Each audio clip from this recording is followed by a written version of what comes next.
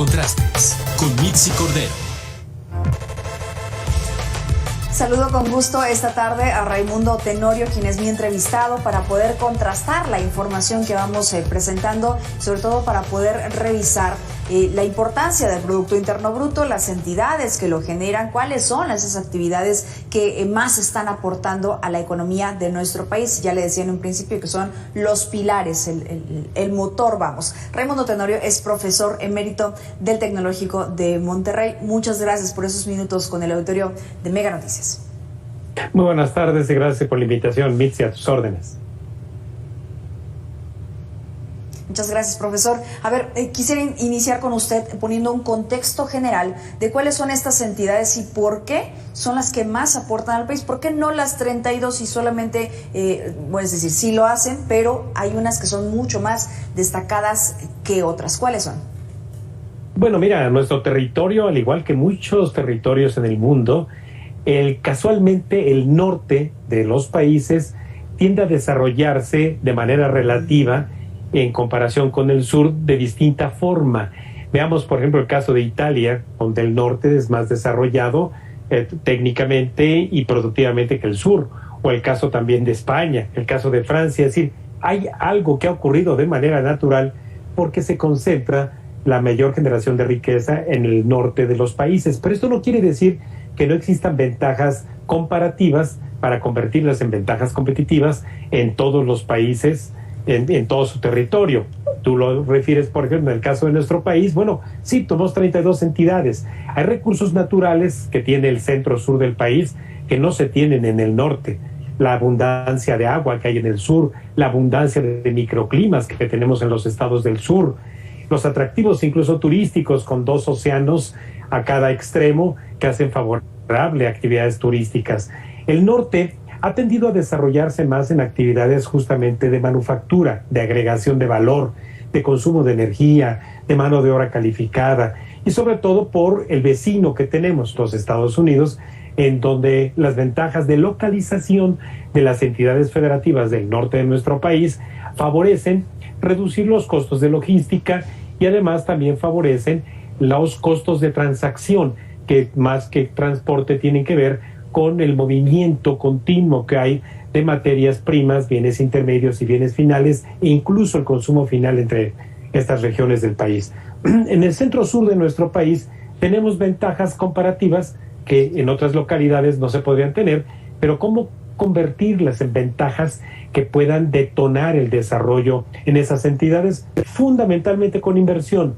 No hay otra variable en la economía que no pueda favorecer el detonar la creación de valor en una región, la inversión. Y esa inversión tiene que ver con adquisición de maquinaria, equipo, parques industriales, obviamente obras de infraestructura en materia de energía, de transporte, de localización, de hubs logísticos que favorezcan la salida de ventaja que tenemos hacia los 2 océanos.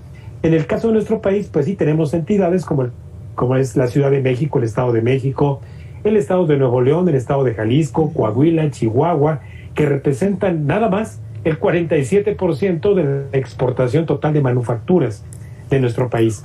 Y otras entidades federativas, como son San Luis Potosí, Aguascalientes, Guanajuato, Querétaro, representan otro 20 a 21% adicional.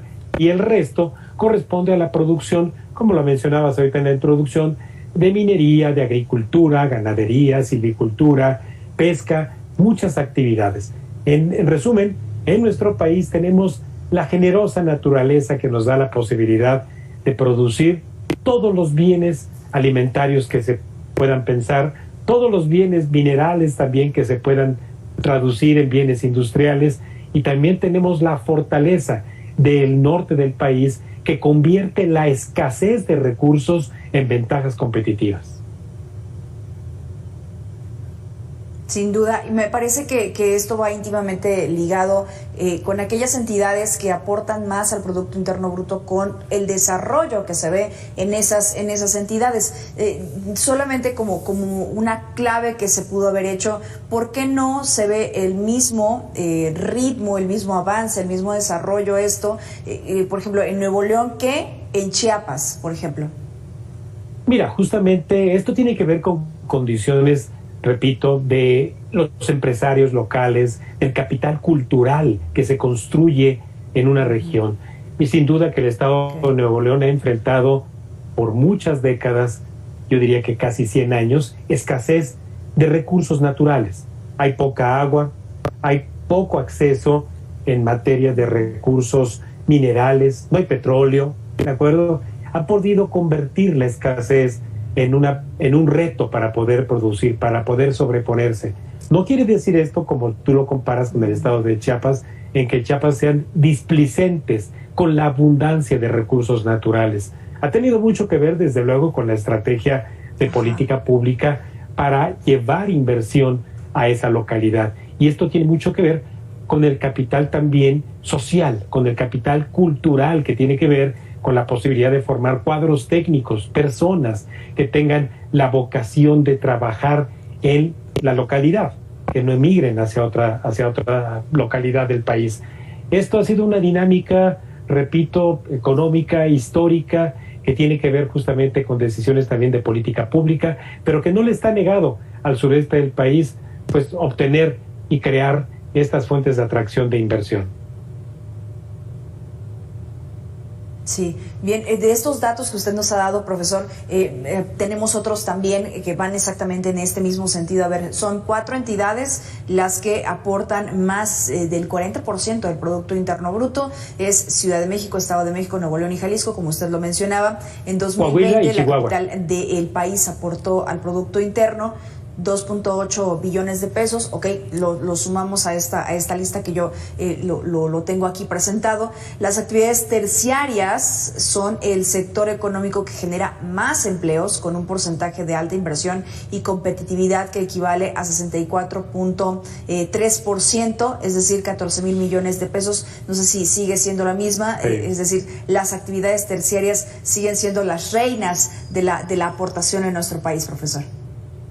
Así es, sí, la economía de servicios representa, en el caso del Producto Interno Bruto, casi 2/3 partes. Y ahí estamos hablando servicios financieros, logísticos, educativos, obviamente turismo, comercio al mayoreo, comercio al menudeo, y que ocupan al menos al 70% de la población económicamente activa, ya sea en economía formal o economía informal. El área de servicios, desafortunadamente, genera poco valor agregado. Es decir, esto es fundamental también poder entenderlo, poderlo explicar. El valor agregado es lo que se suma a los factores que se adquieren, bienes intermedios, bienes finales, para poder entregar al consumidor final. Somos un país de 28% de valor agregado. Es muy bajo nuestro porcentaje de valor agregado. Y esto es ¿por qué? Porque tenemos un sector industrial muy débil todavía, aunque nosotros vemos obviamente mucha presencia de empresas transnacionales que transforman materias primas, pero estamos más concentrados en una economía de servicios y de bajo valor agregado. ¿Qué requerimos en la economía de servicios? Fortalecer también la inversión. Y ahí estamos hablando obviamente de lo que yo enumeré. Si queremos tener mejores servicios turísticos, necesitamos tener mejores aeropuertos. Si queremos tener mejores servicios financieros, requerimos mayor conectividad. Si requerimos tener mejores servicios logísticos, requerimos tener también mejor red ferroviaria, carretera y marítima. Entonces, para fortalecer también las ventajas de ser una economía de servicios, requerimos de inversión. Me suena, no sé usted, profesor, no sé si le guste el fútbol, pero me suena algo como o el fútbol y los deportes en general. Cuando escuchábamos al canciller Marcelo Ebrard de que los Juegos Olímpicos que se pudieran estar llevando a cabo en nuestro país, sí, y la pregunta fue, ¿cómo? Si no tenemos esta infraestructura, estas conexiones, estas pues situaciones necesarias que se piden a cualquier país para poder tener la posibilidad de tener esta gran cantidad de deportistas, de gente que viene del extranjero y poder llevarlo a cabo de manera eficiente, las condiciones necesarias. No sé si pudiera ser comparativo. Mira, sí lo es, porque al final de cuentas estás hablando de un acontecimiento que pueda detonar lo que denominamos derrama económica. Sí, obviamente se tienen que construir obras de infraestructura para proveer, por ejemplo, el caso de unos Juegos Olímpicos, pero tú lo acabas de mencionar, si no tienes infraestructura, si los cimientos de los servicios, del comercio, de la conectividad, no están a la altura de lo que hoy demandan justamente eventos de este tipo, mira, ni vale la pena meterse en eso porque simplemente se va a desperdiciar recursos. Entonces, ¿qué se requiere fortalecer? No la infraestructura para un acontecimiento de 15 días que duran las Olimpiadas, sino se requiere fortalecer la infraestructura para el desarrollo local de largo plazo. Estamos hablando de generaciones de trabajadores, generaciones de estudiantes, generaciones de empresarios. Entonces, más vale mejor ponerse a pensar primero en que el país tiene otras necesidades, otros requerimientos en acontecimientos de ese tipo. Así es, infraestructura, servicios, seguridad, ¿no? En fin, una serie de situaciones que eso también pues lo está requiriendo en otros aspectos. Ahora, revisemos estos otros datos del profesor Raimundo. En el primer trimestre del 2022, la economía mexicana mostró un crecimiento del 1% respecto al nivel observado en el primer trimestre de 2021. Jalisco también es una de las entidades, ya lo decíamos, lo mencionaba usted hace unos momentos, que más aporta a nuestro país, es decir, de algunos especialistas que vamos a escuchar a continuación, y usted me dice si coincide con ellos o no. En la entidad, el aporte más importante son las actividades primarias. Estamos hablando de Jalisco. Vamos a escucharlo y regreso precisamente con su opinión. Por ejemplo, en Jalisco, la actividad primaria aporta el 6.46%. Es decir, hay mucha producción de industrias ganaderas, del sector agrícola, que sí aporta mucho a la producción de Jalisco. ¿Coincide, profesor? Sí, mira, desde luego un 6% dentro de un 100% pudiera parecer no significativo, pero si es un sector agrícola que produce valor, que produce para el mercado, que no es de autoconsumo, pues bienvenido ese 6%.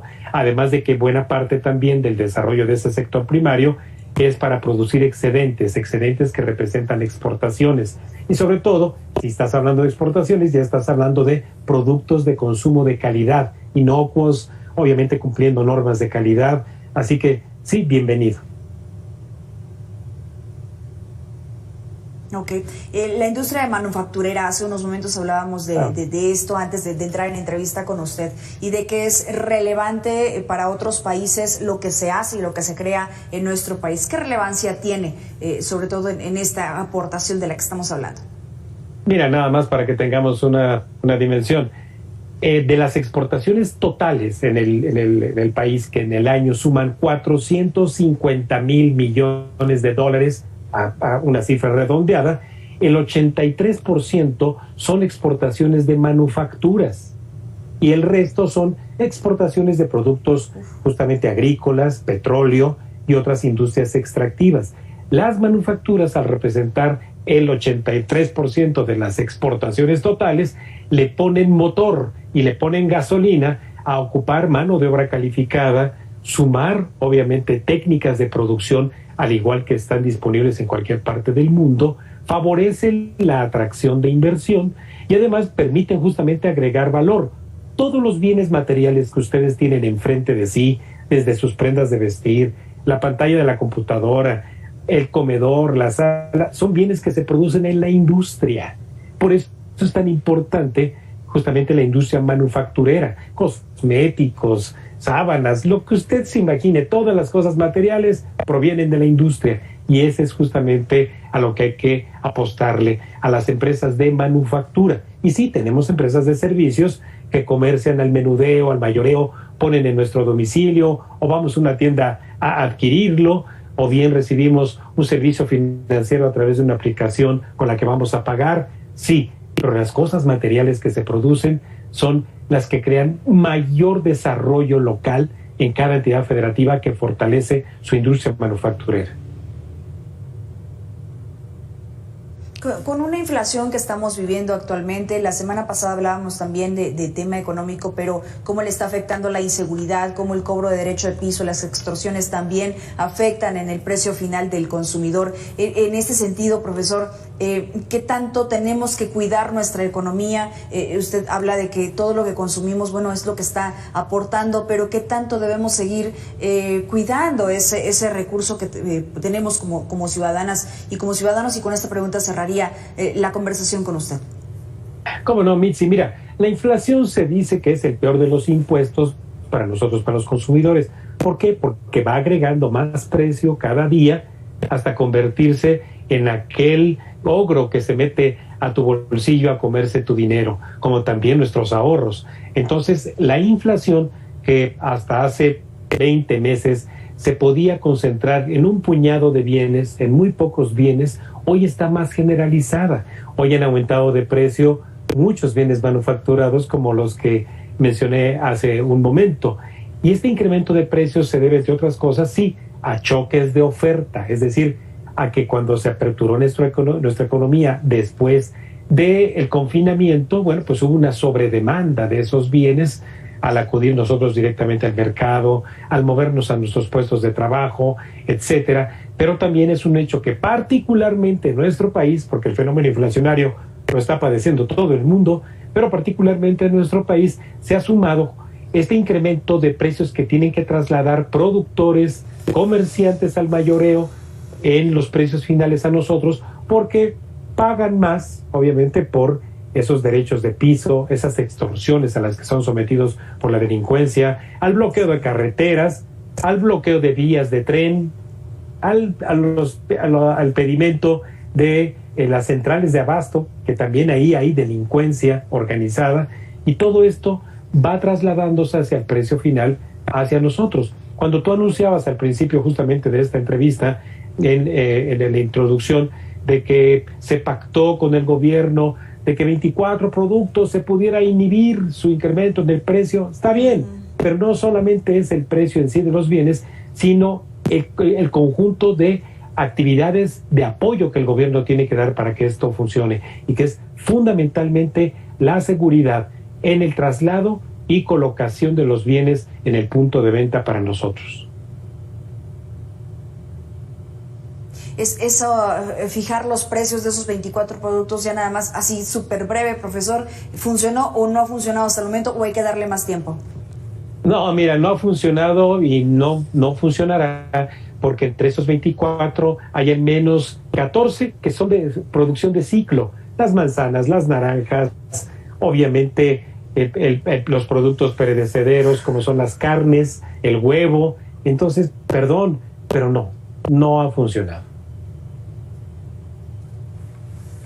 Pues, ojalá tomen otro tipo de decisiones que sí nos favorezcan a todos nosotros, porque como usted lo dice, al final lo terminamos pagando, al final nos termina afectando a ciudadanas y a ciudadanos. Profesor Raimundo Tenorio, muchas gracias por estos minutos con el auditorio de Mega Noticias, profesor emérito del TEC de Monterrey. Siempre es un gusto poder platicar con usted.